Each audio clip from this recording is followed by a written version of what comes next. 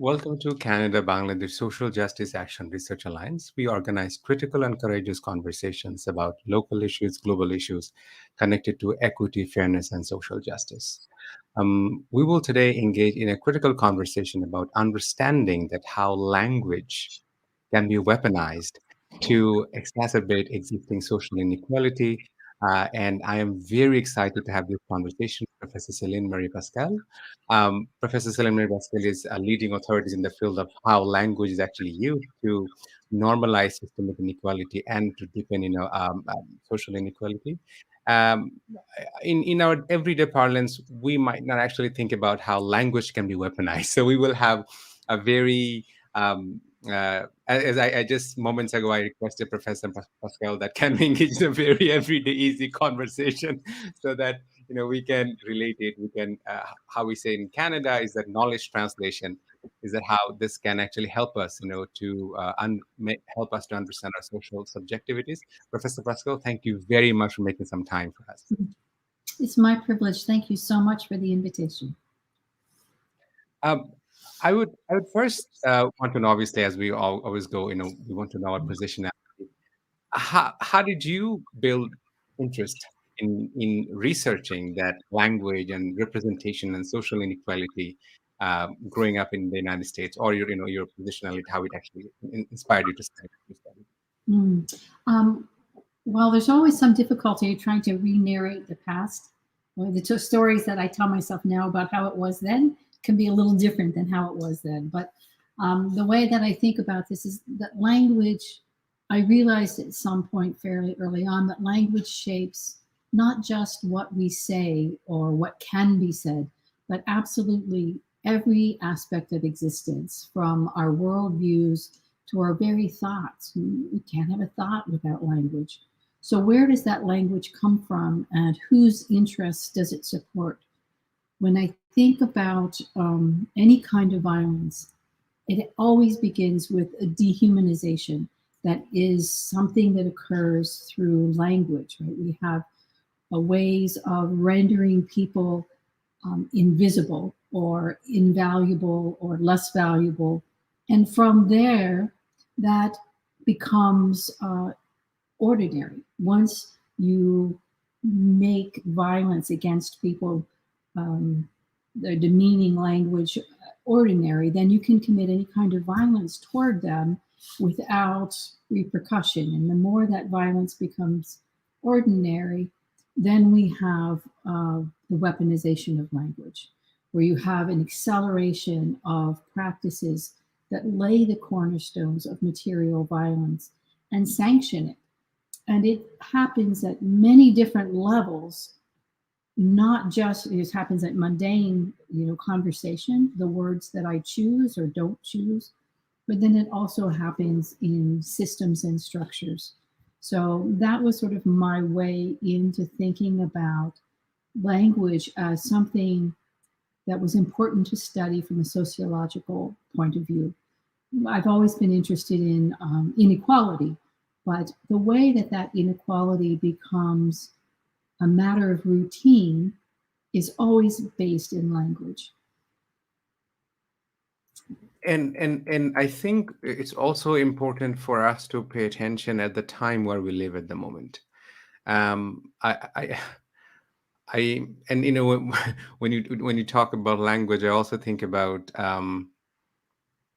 that how so much of the language we think is innocent, and it is actually normalized. I'm sure that you know that famous incident that somebody in WestJet was speaking in Arabic in a plane, and so all of a sudden people around that were feeling insecure. And I was thinking how much a language, entirely one language, not only English language, has been presented, and it creates a fear in our mind. Do you think that a lot of the scholars have talked about that we are living at a time, information civilization, where we're living at multiple threats of existence, environmental, existential threat, you have uh, economic problem, global pandemic. How do you think one might present that weaponization of language can also be viewed as an existential threat, where we need to build solidarity, we're actually going farther apart? What's your take on that? Oh, very insightful question. Weaponized language has always existed, but it would be correct to say that technology has had an exponential impact on weaponized language. And it's being used really effectively by authoritarian regimes around the world. And these are not regimes that are always run by one bad guy, but by sophisticated networks of corrupt financial structures, security services, professional propagandists. And those networks are connected across internationally, not just within a country. So, weaponized language is a key component in all of this, and it unfolds in a way that um, we become complicit in that weaponization of language when we repeat things um, that seem ordinary, right? Like the person on the plane who has learned that, oh, Arabic is, people who speak Arabic are terrifying. That's a kind of complicity that's easy to see, but on much more casual levels, every one of us are complicit in this process. And I think I'm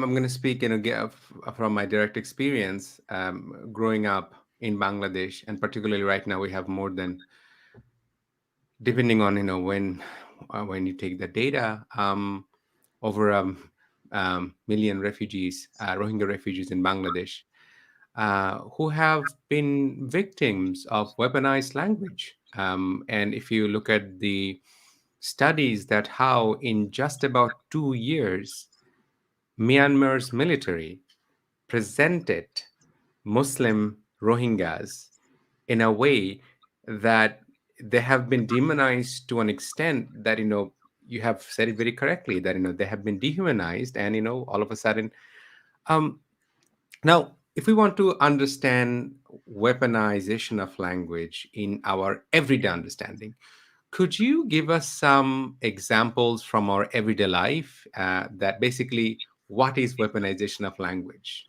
Hmm. So, uh, for for my contest is always going to be U.S. based because that's my experience. So, I'm going to trust you and others in the audience to translate into more culturally relevant ways. I think of weaponized language as the acceleration of practices that make material violence acceptable. So, one of the first places that I did research about this was around people who could not afford housing in the United States are frequently referred to as the homeless. And that expression deprives people of humanity, right? There's no gender, there's no being there, the homeless. And so when you read an article about the homeless, you're less personally engaged. And when we see stories about a homeless man being beaten up by teenagers, um, that has a particular kind of resonance. But if we were to read a person who can't afford housing was beaten up by teenagers, we hear that differently. Now there's a movement within the states to refer to people who are unhoused, because even if you don't have housing, you still have a home, you have a community, you have a place where you belong. And to be homeless is to not belong anywhere. So now this movement is speaking about the unhoused. But for me, that is still that problem of weaponization, because they are people who can't afford housing. That names the problem, it makes visible the issue. And when violence is directed toward such people, we recognize that it's being directed toward them because they're poor. And that's critical. That all of that gets erased when we use language like the homeless or homelessness or even the unhoused.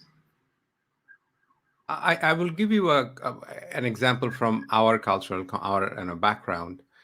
Um, Bangladesh being a Muslim majority country, when Rohingya refugees started coming to Bangladesh in the beginning, because of our similarity in religion, we had very sympathetic attitude towards Rohingya refugees. Just in about 3 years, and there is a wonderful dissertation done that basically how over the 3 years, there was a critical discourse analysis done on how the representation of Rohingya refugees over just 3 years changed. Mhm. Um, Believe it or not, the word Rohingya has become a derogatory word now. Let's say if I were to insult somebody in Bangladesh, I can call that person Rohingya. Um, I think authoritarian governments around the world, I maybe in the past it happened, but we were not aware this much. Mm. But I think we are very aware now that how authoritarian governments use weaponization of language. Could you tell us, could you walk us through a bit that basically in your research and your studies, how you have seen that? What are some of the most common techniques that authoritarian governments use language, weaponized language to dehumanize, to demonize, to otherize the marginalized groups, whether it is in the United States or around the world? Um, sure. And thank you for that example about the Rohingya in Bangladesh. It's a tragedy when one's own identity becomes weaponized in that way, and that happens among um, racist groups in the United States as well. Have done that with people's identities. So to speak to techniques of weaponization,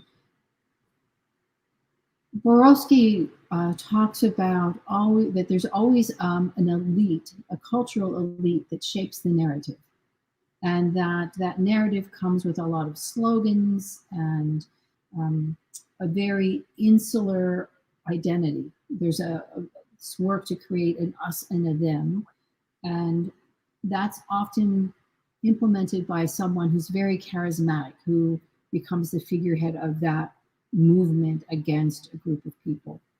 So you see that in different ways. Sometimes that's a military person, sometimes that's a politician, sometimes it's someone who is a public figure but on the margins of any kind of government or military position. And there's a constellation of tactics that happen um, that implement this. So some of that is censorship, which we see a lot of, most explicitly in China, where we have 2 million censors that police the internet. But we see that also in the United States, where on any given day, the media report exactly the same stories. There's a difference a little bit in the politics of how they report it. But there's a story of journalist who came to the United States and from Russia and said, "Oh my gosh, like we would pull out people's fingernails to get this level of compliance. How do you get all of the papers reporting exactly the same stories?" And everybody was like, "We didn't even know we were doing that, right?" It's become so ordinary. So censorship isn't always about the media being actively policed, but it is always policed in other cultural ways. Propaganda is a very big piece of this, and we see that through history, right? You go as far back. There's always a form of propaganda in which a point of view is being advanced, but propaganda has changed quite dramatically over the years. So the tobacco industry really focused on creating research that supported their point of view that tobacco was not harmful. And they backed this up by building scholarly societies and journals. And so for 60 years, we knew around the world, we knew that tobacco caused cancer, but were unable to get any kind of legislation against it, or even a warning that says this is carcinogenic, because they were so effective at creating this whole propaganda machine that worked for them. That happens also with the oil industry. We see that with really just about the climate crisis, right? It's an amazing amount of money and power that goes into creating disinformation that is produced in ways that are legitimized. So when we think about disinformation or propaganda, we often think about peripheral, delegitimate sources of information, but it's actually quite mainstream in many cases. And so propaganda unites people around completely false information. A couple of other pieces of this are, disinformation, which we see troll farms and the way that they amplify social division. I think that disinformation has an amazing capacity to turn the truth inside out. So one of the primary forms of disinformation these days seems to be calling something fake news. So we could tell pretty much that whatever Trump was saying someone else was doing, he was attacking someone for something, it was because he himself was doing it, right? It's this odd way of creating a parallel universe in which it doesn't matter whether or not you believe what's being said. It only matters that that production of disinformation causes a level of frustration and disengagement. We can't really afford to be disengaged or disempowered, and that's exactly what these techniques do for us, create that. And the fourth one is mundane discourse, and the way that we can mainstream hate very quickly simply by the language we use. We see that around immigration in the United States quite a lot, in how we refer to immigrants. We create, you use the word otherize, right? We create groups of people who seem not to deserve any form of empathy. And once people no longer are deserving of empathy, then we don't care if they're being harmed. And if we don't care that they're being harmed, then it becomes very easy to inflict harm, which is often redefined as protecting ourselves. And then we blame the victims for how they're being treated. They brought it on themselves. And I think those are the primary components. And of course, there's a refinement in each of those, but that's the broad strokes of the way that weaponized language moves across global boundaries or across national boundaries. Yeah, my own dissertation focuses around disinformation, misinformation, and how it is actually used to create political polarization and science denial. I mean, I'm doing a comparative study between Bangladesh and rural, but I'm focused in rural areas, that how that works in the rural Canada and rural Bangladesh. One of the things that fascinates me is to actually wonder about the political economy of disinformation, political economy of propaganda, and the need for it. I had a opportunity to engage in a conversation uh, um with a professor from John Hopkins, Professor Moy. He has a unique experience because he's worked in the U.S. military for 31 years, so he has direct experience in working with the intelligence communities in the United States. Mhm. And then also he's in academia studying, but he looks at disinformation, misinformation, propaganda from a information warfare strategy, and how to defend it. One of the things that distresses me, and this sounds a bit counterintuitive, we think that propaganda, weaponized language, conspiracy theory, all of this has exploded into its own universe after 2016 when Donald Trump became the US president. But what happens that this itself becomes a way of doing, I don't know if there's an easier way to explain it, epistemic violence and historical erasure. Because if we look at the entire enterprise of USA, which is built on weaponized language, built on disinformation, built on lies, the founding myth, or indigenous people welcomed European, come and take our land, um, or black people are, and when at least as a Bangladeshi, not knowing global north other than coming to academia in my mid 30s, I couldn't make sense of the fact that how a book like Bell Curve was published in 94, 96, like 94. You would think about, oh no, I mean, no, I mean, black people are predisposed to be less intelligent. This is during the racist time, and you have written a book on race, class, and gender in the United States and how it is done. So this concerns me, that to what extent we want to understand weaponized language historically, believing into a consistent epistemic past, which we don't have. There wasn't a consistent epistemic past. How do you look at it, as a sociologist, when you teach your students or when you engage in conversation with colleagues who are sort of obsessed, it is a post 2016 problem, let's solve it? Well, I think first I would really love to come back to the topic of your scholarship because I find that very interesting, the comparison between rural communities in those two countries. We have a standing joke in the United States. How do you find a Canadian at a party? You step on their toes, and the person who apologizes to you is the Canadian, because Canadians are supposed to be so kind and friendly. But when you look at their behavior, the nation's behavior toward First Nations, you Mhm. see such cruelty that has existed for hundreds of years and has not, I mean, it's not going anywhere. So how do those two myths, how does that myth of Canadians as this kind culture coexist with the hatred, right? The violence.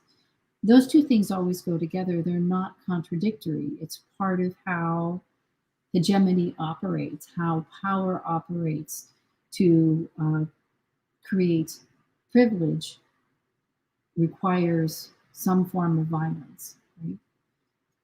So when I think about epistemic violence, or the violence of knowing, right?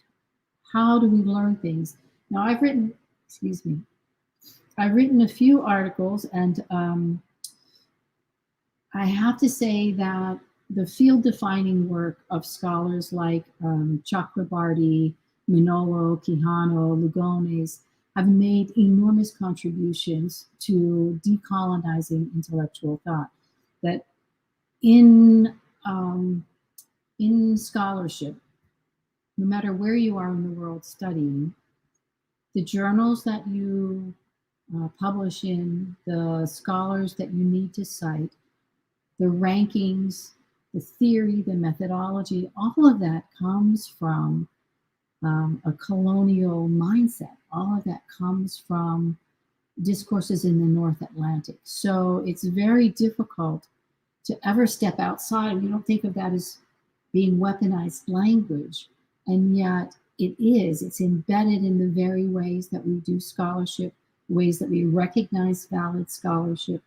So, in that sense, if I think of epistemic violence as a kind of violence that shapes what we can know and on the terms that we can know it, it threads through absolutely everything. And on that, I would like to leave you with a provocation. It's not a question. Um, Even when you think about post-colonial scholar, and this is not a very popular argument, you might be burnt at the stake for saying that. But I think so. I will quote here Anzal Dua. Mhm. Why she would talk about taming the tongue. What is linguistic terrorism? Why certain language is actively suppressed. Now, I'll tell you, I'm going to quote, Du Bois here, double consciousness, is that one of the things that I have seen when I came to the global north in academic spaces, there is a remarkable capacity of the global north, particularly because my direct experience with the, Canada, when you were saying that, if you step on a Canadian's toe and they tell you sorry first, I don't know. I mean, you know, Canada's ingeniousness in creating a sanitized representation globally. I remember when I first came to Canada, obviously didn't have any I don't have any pre-existing family in Canada. So my professor's husband went to the airport to pick me up, and he's a historian by training. Um, and he was asking me, Firoz, what do you think of Canada? And I was telling that, I think Canada is the most peaceful country that I know. And Mhm. that's only 9 years ago. And he was smiling gently and he said, your opinion might change because I was coming to study social justice. I was studying pretty radical scholarship, a lot of African Canadian scholars, obviously, needless to say, indigenous scholars and, African American scholars. So I was pretty rudely disillusioned. And I went to a conference of indigenous, Black, people of colors conference where somebody said something very brilliantly. The only difference between Americans and Canadians, that Americans will tell you that they are this. I don't want to use the offensive word, but the Canadians don't say it. They're polite about it. Mhm. By being polite, I will never forget that day when Trump got elected, 2016. I was coming back from university. A bunch of white Canadians drove by me and threw beer bottle at me. I was in Canada. I was not in the United States. I remember the day that I got locked out of my house and I called somebody, a locksmith, and the person on the other side told me, "Oh, this is the price with GST." And obviously, I didn't know what is GST. I didn't grow up here, right? And he got visibly frustrated with me. And when I requested my friend, who is a Canadian, when my friend was talking to the locksmith, immediately price went down. And I will never forget that day because obviously at that time, as I was telling you moments ago, that I know what is precariousness. I had to Mhm. budget that this is the $10 I have to spend to feed myself the entire day, being a graduate student, because I paid 3 times more than the local students studying social justice. So I didn't want that gentleman to know that I called. I went to the basement, stood there so that he can come, open the door, and once he leaves, and I was thinking that being trained in critical sociology, being trained in social science, being an educator for 25 years, you can only imagine the kind of storm that was going in my head. I met somebody who was telling me, because I have 11 siblings, a white Canadian gentleman, and I was telling him I'm a teacher and I work for the marginalized kids. And he said to me right on my face, saying that, why do you work for these kids? They give birth like rats and, I know, animals, you shouldn't. And he's a German Canadian, white Canadian. So I asked myself after 9 years that why didn't I say anything? Mm. I was trying to deal with the abrasiveness, the wages of whiteness. I didn't know how to answer it. So I think, yeah, I think time has taught me. I apologize. I should let you talk, not me. It just came up. It's very powerful and it's important. It's exactly on point to what we're talking about, and how um, part of the weaponization of language renders us mute. It's hard for you to find the words, to find what it is in yourself to be able to respond to that kind of treatment. And, people throwing things at you, you're not meant to respond, right? Mhm. So there's a way in which, your narrative, I'm really sad to say, highlights exactly what I'm talking about in a more abstract way. So I appreciate that story. Thank you. Yeah. Um, in terms of I'm sorry, Professor Anik. I'm sorry. I should have asked let Professor Pascal talk. I apologize. Um, Let me take a question from Dr. Ra. Is that groups that derive power from the current right-wing government in India imbue pejorative meaning to the names of subordinate castes, marginalized ethnicities, and religious minorities, Muslim in particular, that are routinized through disinformation processes. Can Professor Pascal reflect on the possibilities of resistance for individuals and groups from the margins who have to now negotiate dominant derogatory constructs about their identity and larger identification? Yes, thank you for that question. I think that one of the wonderful things about studying language is that as much as it gives us insight into how it can be weaponized, it also can give us insight into how it can be leveraged for justice, how we can push back. And some of that is just very simply refusing the terms, recognizing the terms. I remember being in London and speaking with someone sitting beside me who was Nigerian, and she described herself as an immigrant. And I, maybe a little devilish way, said, immigrant, why don't you call yourself an expat? These Londoners in Nigeria are calling themselves expats, not immigrants, right? It's that kind of linguistic um, sleight of hand, right? So if all immigrants started calling themselves expats, you'd have a very different reaction to them. There's also, in addition to refusing the ways that hegemonic dominant cultures provide language to us, I co-authored a paper with Riham Amin, who wanted to write about her own experience, I think, to understand anti-racist discourses among diasporic South Asian youth. And we studied a magazine called Brown Girl Magazine, in which we looked at the development of new language, new discourses that are pushing back against dominant frames of South Asians. I think that's really important work.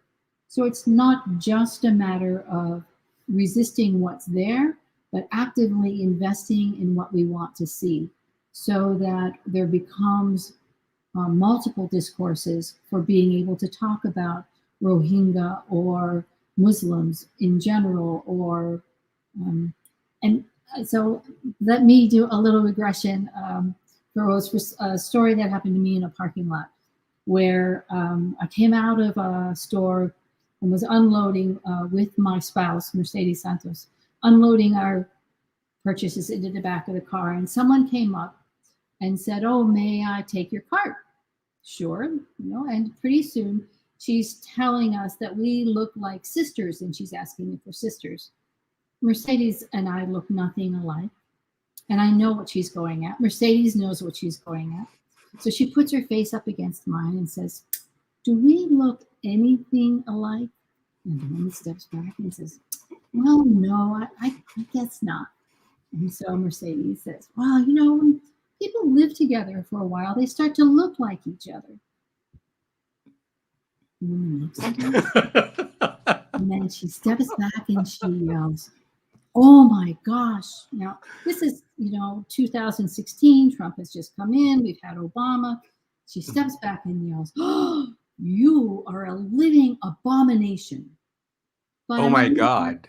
I'm a little hard of hearing. So I heard her say, "You are living in an abomination," which would be like, take comfort, even though Trump is here, you're living in an abomination. So I went, yes, we are. I was all excited. Mercedes is looking at me like I've lost my mind. She steps back and says, "Oh, you're proud to be an abomination?" Of course I'm proud. And everything got dismantled at that moment. We laughed all the way back, but that was a moment where what would have been was intended as a tremendous act of violence was completely undone. And so I bring that up because there are limitless opportunities to subvert discourses of hate. And I stepped into that without even realizing it. I probably wouldn't have been so clever had I thought, she just called me an abomination, right?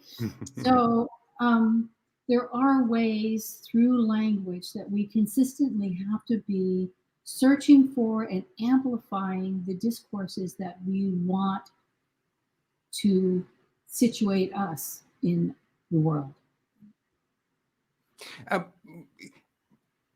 In terms of language weaponized, and this is, I mean, I feel like, we will probably need several conversations only to cover that, but could you walk us through some of the most notable examples of like weaponizing language in history or recent history, that actually brought about devastating material consequences? So I can, and I'm going to give them to you in some very broad ways because I really do recognize the power of language. I don't repeat slurs for any context, for any reason, because it just instills the wound, right? But when I think about, say, the American War in Vietnam, which Vietnamese call the American War and Americans call the Vietnamese War, that was completely fueled by racist slurs, by a dehumanization of Vietnamese people, by a really callous disregard for life that came with all of these slurs, which were tremendously dehumanizing. And those often begin by depriving people of any form of gender. Right? Like they're not people anymore. Since I think that gender, cisgender, transgender, all forms of gender are ways in which we embody humanness. And when you deprive people of those expressions, you have deprived them of a very fundamental humanness. So there's a case where part of that war movement was really supported, directed by the language we use to describe Vietnamese people. In the United States, the way that we speak about people who come to this country as immigrants, many people used to refer to them as aliens, right? Or still on the far right refer to aliens. When we think about people who call them illegals if they're here because they're undocumented, an undocumented migrant is very different than an illegal, right? Or a person who's come to the United States without documentation, again, centering the humanness. We saw that in the AIDS HIV crisis in the United States, and I think around the globe, how slurs were used to direct violence to people who were suffering from a catastrophic disease. So it's very easy to find, anytime you find violence, you find a language that precedes that violence. Victor Klemperer wrote a very moving book. He lived through the Nazi occupation of Germany, and his account of the language of the Third Reich, seeing not just the language of the Third Reich, but how that language permeated the conversations he was having with friends and coworkers, was a terrifying moment.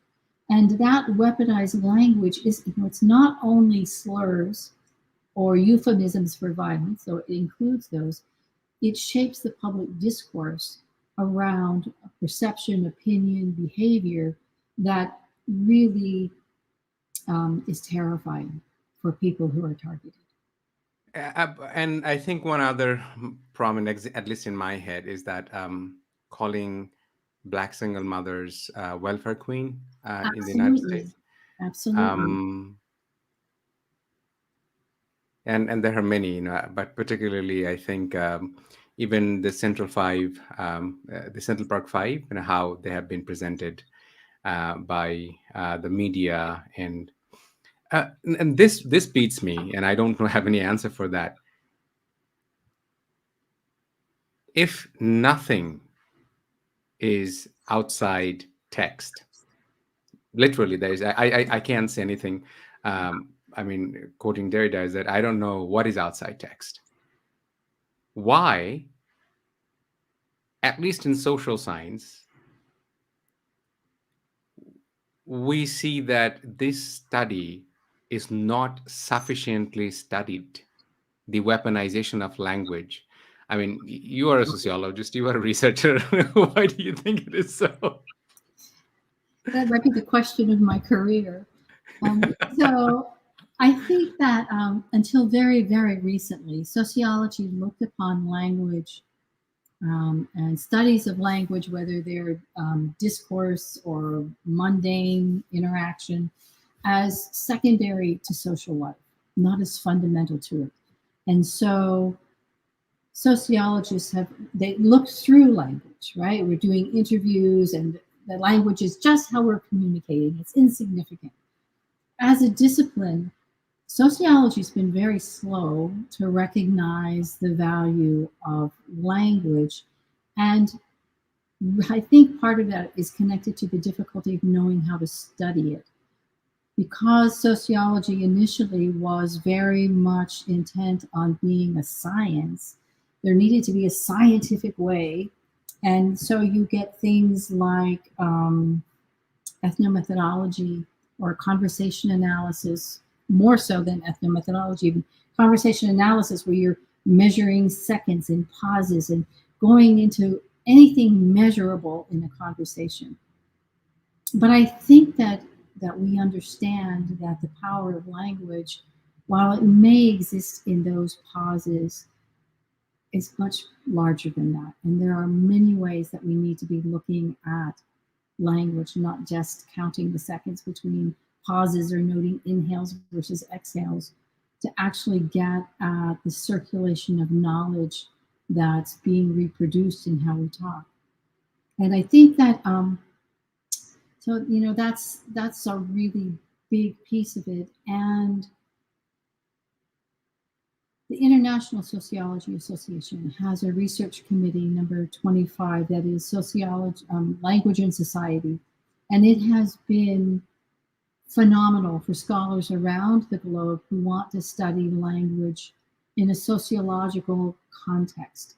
It has given us a home and colleagues, right, and opportunities. I think that to the extent that in our own nations, those sociological associations are changing, it's because of the work being done in the International Sociology Association. Do you think that, and I didn't plan to ask this question, Do you think, I find it difficult that very often in a post-colonial, I don't know if it is post-colonial, if we live in a It's a post-colonial very world. odd term, right? No. Yeah, I don't, I know there is settler colonialism, but I certainly don't think, we are, I have my own reservations about post-colonial scholarship. Um, Although I do use post-colonial, decolonial computing literature for my own research. Um, Text cannot have any meaning without the context. And we know that because of the recent colonial history of English language speakers, um, we may speak English, but we are speaking English languages. My thoughts and feelings are translated. I don't feel in English. I feel in Bangla. I mean, sometimes I start speaking in Bangla to my Canadian friends, not knowing they don't understand Bangla. So, I- in with such complexity, there is no shortage of evidence. The violence, material violence that language weaponization brings about, that is happening all over the world. Um, when you supervise students, when you teach classes, you talk to your colleagues, how do you bring this to attention that even the study of languages, weaponization of language, how do we incorporate voices and contexts that are, for very obvious reasons, reasons that are connected to political economy, reasons that are connected to power, history, how do we incorporate those pushed out voices in the research process? Because eventually this is going to shape the perception that will, govern, you know shape the world. That's right. Well, I think that it begins with including scholars from those communities, because I even if I went to the UK where people, or even to Canada where people are speaking some version of English that I'm familiar with, I don't have the context to be able to really grasp what's being said. So I think about there was a woman from the Philippines who went to an Ivy League school, and a man from a dorm window yelled at her and called her a water buffalo. And she filed a suit about racism and lost it because in the United States, being called a water buffalo is not part of a racist discourse. It is in the Philippines, right? It's always contextual. And without adequate context, when Riham and I worked together on this analysis of articles, actually, it was Riham's analysis that I supported of articles about South Asian youth in diaspora. Her insights were pivotal and not something that I would have had access to in any credible way. So, getting scholars, more diverse scholars in the academy or in media or in any place that's producing information is the fundamental issue here, right? Because even when we have, oh, we translate. You mentioned you're translating all of the time, but it's not just that we have different words for the same thing, but that language shapes our perception of the world really differently. So, in Japanese, there are emotions that we can't translate because we don't have those emotions in, people speaking English still have them. So what do we do then?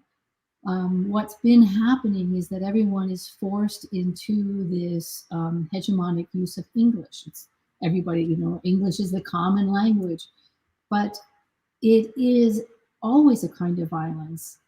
So I don't know that there's an easy solution to that. More education, more conversation about it, but breaking down the structures that prioritize and overvalue English is critical to it. And if I may, just for a moment, say that I really do understand and support your concern about post colonial. I think it's been part of an evolution of critical studies where scholars were comfortable writing about post coloniality, but I, for myself, the work of Quijano and Manolo on decolonial structures seems much more to speak to the structures of power as they exist. So Um, that's, I guess I'll leave it there. and I subscribe to that notion absolutely. I also think, and I'm not apologetic about it, is because of our colonial past, we also need to take into consideration that who are the groups of people in places like Bangladesh, in places like India, Pakistan, who are getting educated in the elite academic setup. Um, I don't know. You can look it up. There is if you would like, there's a school in Bangladesh. It's called American International School of Bangladesh, Mhm. where the yearly tuition fee of a student in 12th grade is 4.5 million local currency. Four Mm. point. That's, by the way, that's not a university. That's a high school. Um, so I have taught in these elite schools all my life. And I know the kind of identity crisis that I was going through at that time because I knew that I didn't belong there. Mhm. Um, so what happens that these are the students who come from Bangladesh to United States. So the only thing that changes is that geographical location, and some people back in Bangladesh, they're surrounded by Bangladeshis. In New York, in Cambridge, they're surrounded by white people, probably. That's the only thing that changes. Mhm. Um, so I think these are hard conversations. So if you think about a lot of post-colonial scholars, we don't always look at the Brahminical patriarchy, that how the caste privileges in the in Indian subcontinent, South Asian context, they eventually, not, I'm not generalizing, I am presenting a provocation, is that with that kind of privileges, they are able to embody a kind of epistemic, you know, repertoire, which gives them the privileges to write like Spivak, like Homi Bhabha. So the question is, can the subaltern speak? Do we have a structure that facilitates the subaltern's voice unapologetically, like the decolonial scholars like McNeilo and Quijano, when they're talking about, okay, we got it. What can we do to disrupt? So this is just a question, I mean, and I am done being afraid of speaking my mind, that, you know, it is what it is. This is how I think. This is my consciousness. Deal with it. Um, Audre Lorde addressed that issue some time back of saying, I think it was Audre Lorde, I might be mistaken, that the subaltern has always been speaking. The question is, can we listen? And that, for me, places the responsibility differently and places the whole academic agenda in question, because what counts as legitimate knowledge if you're discounting, right? So that is it's why in the most recent book that I completed, it was really important to me. It's I interviewed people living in poverty across the United States, and how they talked about their own lives, how they defined themselves, was really important. And some of that language was so far from standard English that if you didn't have an ear for it, you wouldn't know what they were saying. So I had to work with my publisher and copy editors to, like, how do we make, we want it to be easily accessible and not be patronizing about it, but I also really wanted to preserve the way people talked about themselves and their language, about their lives. So when we think about rural or even urban Bangladeshis who don't have access to elite forms of education, the way that they speak and what they speak about will be radically different. Can we create a forum in which those voices are valued and shared? Are we willing to listen to them? Because we haven't been. Hmm. Hmm. And Yeah, that and is the point of kind of like it's the whitening of resistance, right? By the time you get through that, multi-million dollar high school education, you are now in some way recruited into whiteness and are not going to be going back to listen to the people that you have tried so hard to distance from. Not you personally, but one generally. and that also becomes the fetishization of language, that basically it becomes in the end a vapid performative textual relic that serves the purpose of existing privileged class. Like, for instance, you will see that, I may come from incredible privilege from Bangladesh, and I can come to New York and I can learn all about James Baldwin, Toni Morrison, and then when I go to Bangladesh, my knowing James Baldwin becomes a cultural capital that further gives me the privileges that I am educated enough to know James Baldwin, um, but not the consciousness, not the kind of what Angela Davis was writing, what kind of transformation she was talking about. She is talking about, that's not important. It's the fact that I am familiar with that textual narrative that becomes my asset. How do you see that? Right.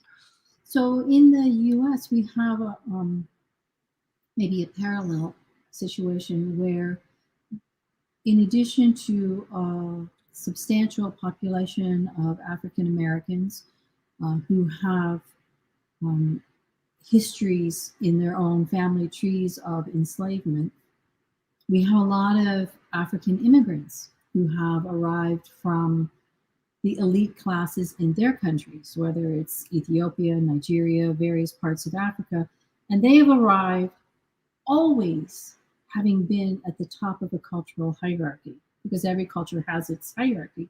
And so when they get here and white people are, in this position of, cultural hierarchy, they identify with white people, not with black people. And the conflict between African immigrants and African Americans has been so painful, right? Where you would think there'd be a lot of allegiance. So it's that intersectionality of class along with race and gender and sexuality that we have to always attend to in order to find alliances that don't work at cross purposes to what we think we're doing. There's a wonderful book, at least if you this to understand similar kind of tension between Bengali immigrants in the United States and Canada, and pretty much obviously connected to our colonial history. It's called Bengali Harlem. Ah, So in that book, um, it looks into that how Bengali Muslim immigrants have come to the United States as early as 1890s. ah, The only difference is that in 1690s you have the slave trade ship coming here, but with us we were indentured laborers. mm, So coming to the United States, a lot of us jumped ship. Now, after jumping ship, we have become criminalized by two most powerful bodies, the American Empire and the British Empire. Double whammy. So at that time, our survival happened because of solidarity extended towards us with African American, extended towards us by indigenous people. A lot of these, a lot of African American women, Puerto Rican women, indigenous women married these Bengali Muslim men, and that's why their survival was possible. Obviously, we cannot forget the racial immigration policies adopted by US every now and then. So, but however, I have come here through academic route.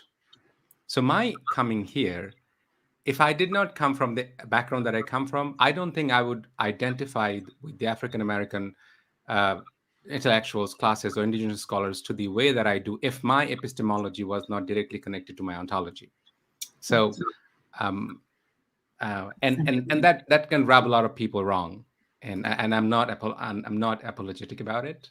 I think so. Could you talk to a bit, like, I mean, the weaponized language has a purpose. It has material consequences, and there's a direct political economy behind it. Could you talk about how the weaponized language serves the economic purposes? And I want to connect it with some of the recent examples that in 2021, when Biden is the president, not Trump, even today, we see that Republican members uh, attacking Muslim Congresswoman Ilhan Omar so blatantly, and in languages of Islamophobia. And then what's interesting that we see that other representative members, they're defending Congresswoman like Bobart. So political economy of weaponized language and the scenario where we are now. Well, it goes back. You can't really. Mm, there isn't really an origin point for me in that language of. Um, I have trouble with the word Islamophobia because I don't know that it's about people fearing Muslims, but here as it is, we lack the nuance of language, right? It's not exactly racism because it's about religion, but it's also a little bit about race. And so, but that feeling of hate that Bobart so viciously directed at Ilhan Omar is supported by a whole contingent of right wing white people who have leveraged a Christian movement in order to consolidate racial power. So I think that's where we are now, that you have someone like Bobart or Trump who could less embody Christian values than Trump, right? But he was an effective tool for Christian movements to gain power over the courts. And we see that coming up now. And that leveraging of, so right wing racists are claiming that right now they're being replaced, that Black and brown people are overtaking the numbers of whites in the country and we're losing power. We have to take the country back. That's the rhetoric of it. And it is, they're working in collusion with various Christian movements to consolidate this idea of the United States as being a white Christian nation. And Bobart is willing to leverage, and all of them, that whole generation of politicians who are really untethered from constituents, untethered from any sense of moral value that I'm familiar with, are gaining a lot of traction.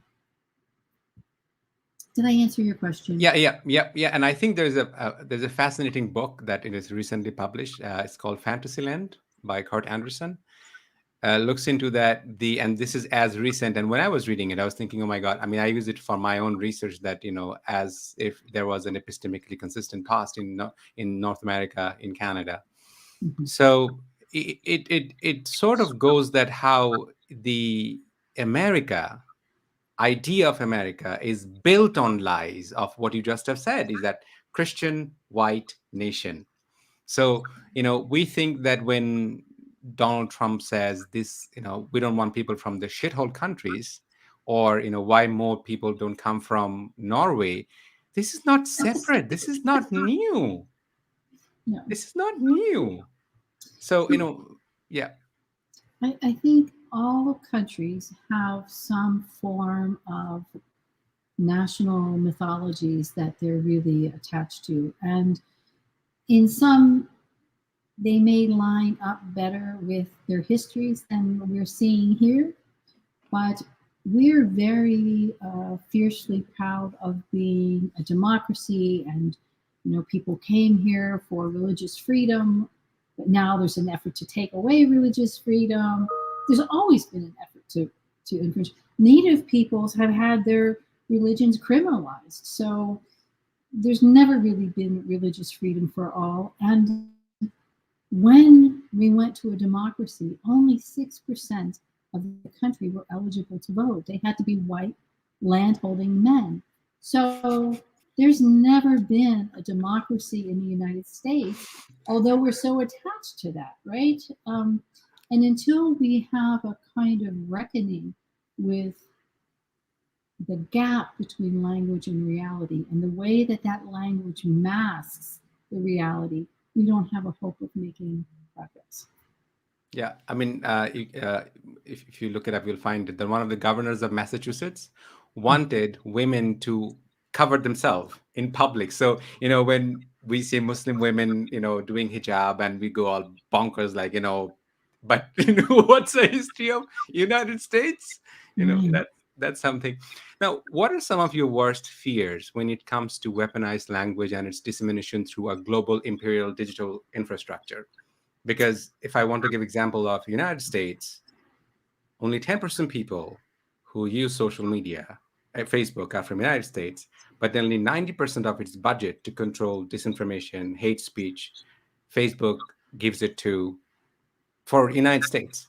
But Facebook depends on the data from the global south. Technology companies depend on the data from the global south. And I argue this is again a racist attitude, again reproducing the old colonial practices only in the digital infrastructure.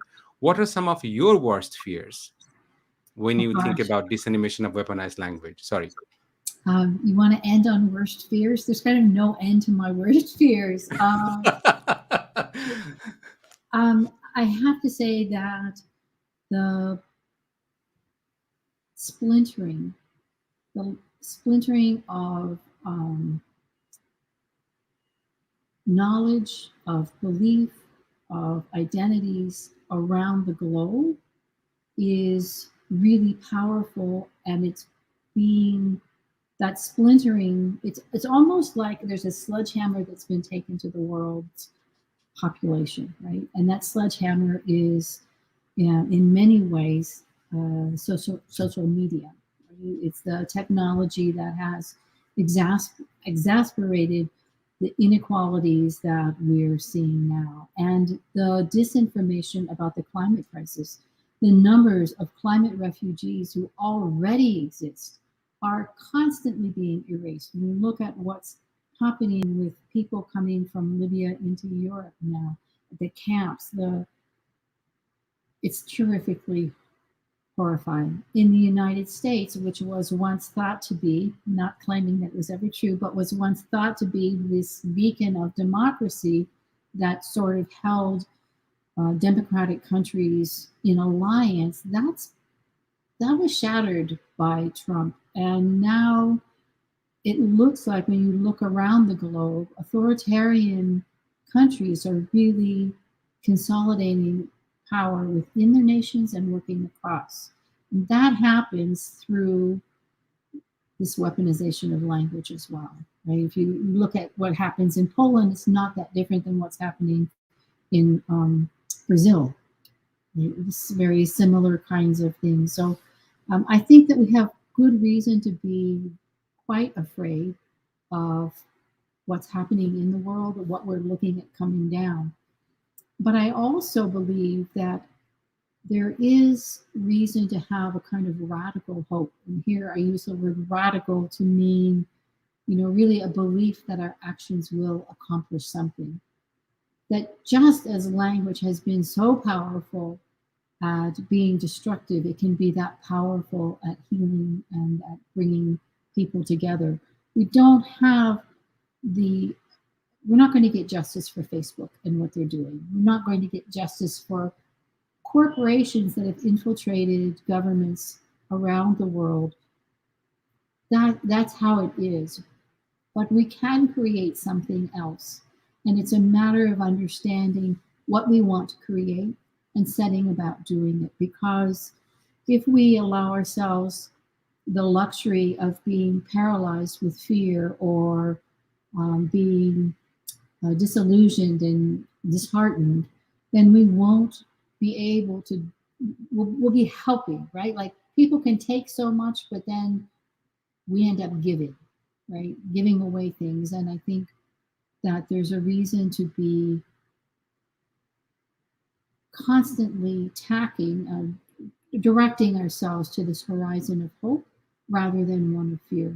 Because that hope, those connections of love and compassion will nourish us in a way that the other stuff will not. Um, um, Professor Chomsky was asked on this question that what does he think about disinformation? And he did not give any reference, but his opinion was deep, at least deeply insightful for me. What you just have said is resonating. Is that, and if you want, I can send you that in an interview clip for you. Is he's talking about that one of the things that is happening now is that the profound sense of helplessness that what we see. And obviously when I looked into the psychology of why conspiracy theory, why these things strive, historically you can find a consistent pattern that whenever there is rising income inequality, whenever you see that one group start feeling that you really don't have any political agency, what are you going to do? Like yes, you were saying something, but how does it matter? And I think it's unfair to put the onus on general people's burden on shoulder, that it is your responsibility to understand weaponized language, to deconstruct it entirely, when you have a gigantic capitalist machine, digital apparatus that benefits from weaponized language. Because when I use weaponized language, I'm going to stick to the smartphone that, yes, I am swearing at somebody. And that's how I produce data. Mhm. So that's what fuels the digital economy's growth. So weaponized language is actually fueling the machine intelligence capacity to extract surplus. I mean, this is what I argue, that the old colonialism has been replaced with a new model where new version of it, which is like, we're not only interested in colonizing space or bodies, we want to colonize human consciousness, because that's where the resistance comes from. In the attention economy, if I can take your consciousness, if I can take your attention, how are you going to resist? So that's a challenge. Professor Pascal, can you tell us a bit about your book, Living on the Edges, and would like to do a review on your discussion on your book, to contextualize that, how, because at least in my lifetime, I haven't seen people living this precariously as they're living in 2021 right now. 400 million people lost their jobs in this pandemic, when we see the unprecedented income inequality. What are you exploring in that book? Thank you, Faraz. You have put so many ideas out that it's very hard for me to just make a simple response. So I hope that it will be all right. That I want to say that much of what you have just described. Now I'm scrolling through trying to find the name of this author that I love, um, who has written quite a lot about media and the ways that. Oh, I'm not going to pull it up, so I'll stop. The ways that media takes our lives as data, right? Very much what you were just talking about. And I think Shoshana that, Zuboff, I think, right? I'm sorry? Shoshana Zuboff, Yes, Age of exactly. Surveillance Capitalism. Yeah, yeah. So if you combine Shoshana Zuboff with um, the work that Quijano has done on the coloniality of power, right, which is really about colonizing our minds, then you have this perfect storm, which you described very eloquently. And I absolutely agree that we We cannot afford a politics of hopelessness or despair, because that is exactly what is the end product. I mean, weaponization of language, you can't kill everybody, right? That's never going to be the goal, but you have to absorb them into the machine of the corporations working for profit, right? And that's where hope and love and compassion are forms of resistance. Um, my book, I love this book. I have written several books, but I have to say my newest one is such a point of passion for me, because I grew up in a family that had food insecurity, where my father became really ill when I was young, was incapacitated, and my mother found herself needing to support a family of six on a minimum wage job.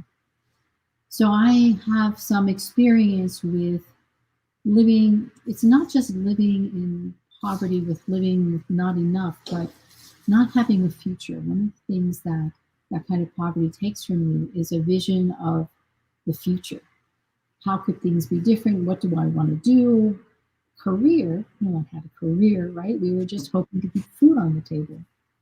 So I'm at the end of my career at American University, and I wanted to find out how people were living now in communities that struggle. So I designed a research project that took me through Appalachia, through two reservations, one at Standing Rock and one at Wind River, and two very poor communities in Oakland, all of which have had decades of poverty, sustained levels of poverty.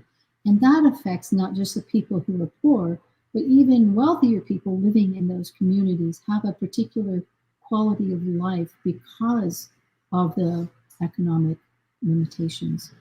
And I talked with people about their experiences, and then I did what many of your students might recognize as an institutional ethnography, as developed by Dorothy Smith, where rather than trying to say, oh, this group of people feels that way and this group of people thinks this way, I looked at what people told me about their lives, and then I analyzed the structures that were involved that made their lives that way.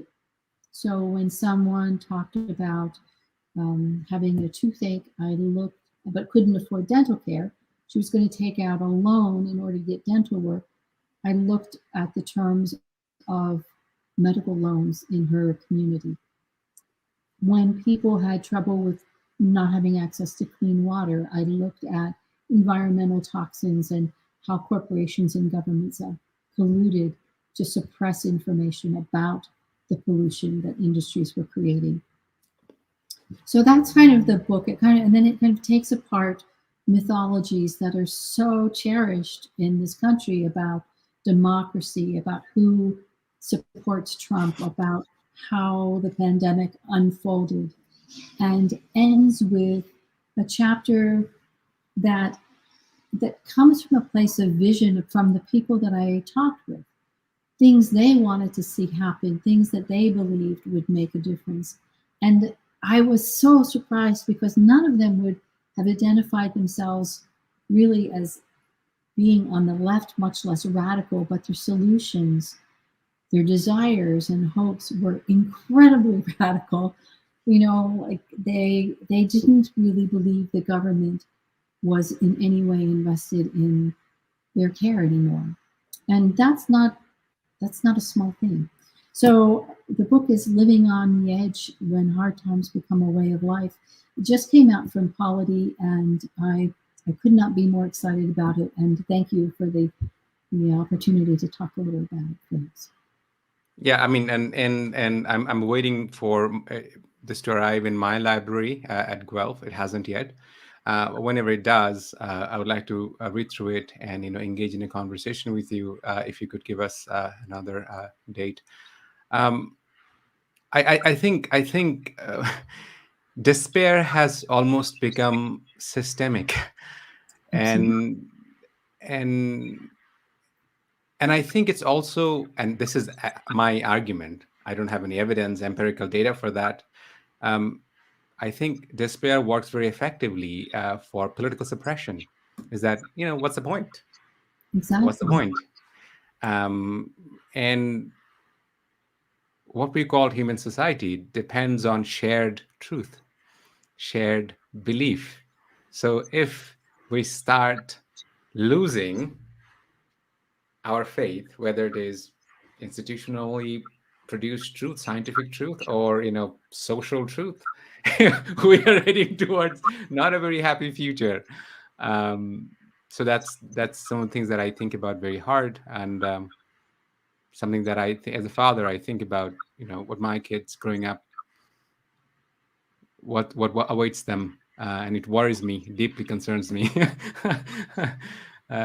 So Mhm. yes, Professor Pascal. It would have to. You're a thinking, thoughtful person. The future's not promised to any of us, right? That we need to build that. And um, I think Winona LaDuke said, let us be the ancestors that our descendants will thank. That we need to be thinking not just of ourselves, but of thinking the legacies that we are creating for others. It is exactly the work of weaponized language to create despair and hopelessness. So that's the place where we really become complicit in our own undoing, the sense that it's too much work to make sense of what's true and what's not true. I'm just going to go drink coffee or have a beer or whatever it is that you had said at one point that it was unfair to put that on the shoulders of ordinary people because the corporations had so much more power and wealth and effectiveness. That's true, but the corporations are also destroying us, destroying. We have a terrifically bifurcated economy in the U.S. now, and life is really at the edge of being sustainable for more than half the population. The system of uncontrolled growth in a limited, finite planet has to collapse. And sadly, I think that we will need to collapse before people are willing to do something. But I do think we will do something and that we can and are now rallying to make a better and a different world than what we're seeing. So, fair, I'm not sure that the world has ever been fair. That's not a measure I would use. But um, the most hope that you will ever find, that I find, is going to come from the stories of people who take on that burden, who are willing to do that work. So thank you for being one of those. You are an amazing light in the world. Thanks. Thank you so much, Professor Pascal. I will. I wanted to end here, but I just want to ask one last question. I'm really sorry, and I can't go. um, when you were undergrad student, it's almost like you are a sociologist. What kind of differences that you have seen in your experience? That the kinds of resistance, what emboldened them, what you can understand that anybody who cares about social justice, it can take a mental toll on them because it seems like it's not moving. You Mm, feel that way. So what kind of things that you have seen when you were an undergrad, and what kind of resistance you see now? it's a great question. I think when I was an undergraduate, I did a lot of volunteer work in rape crisis hotlines, um, rape crisis centers.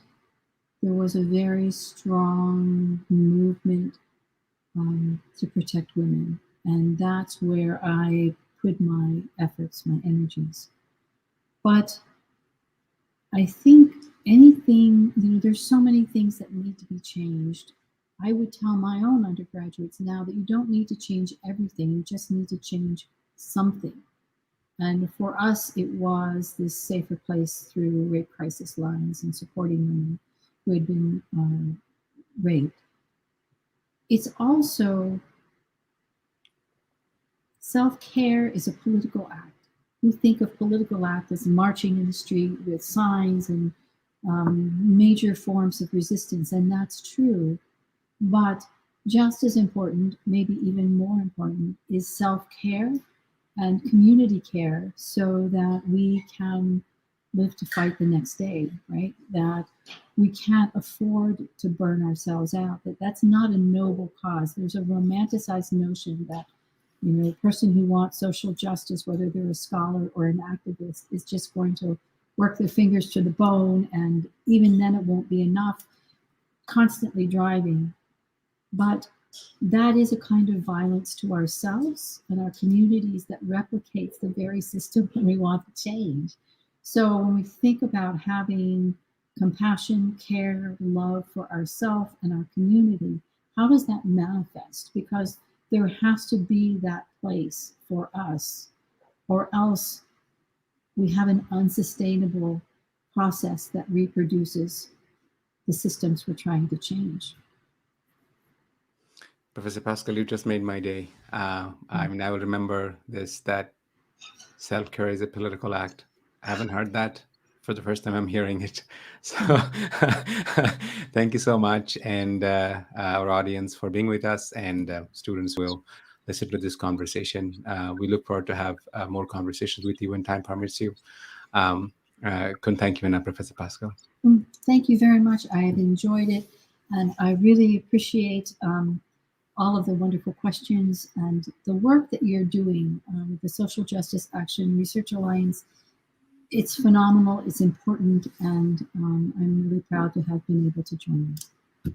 Thank you. Thank you. Have a great day. Bye. Bye-bye.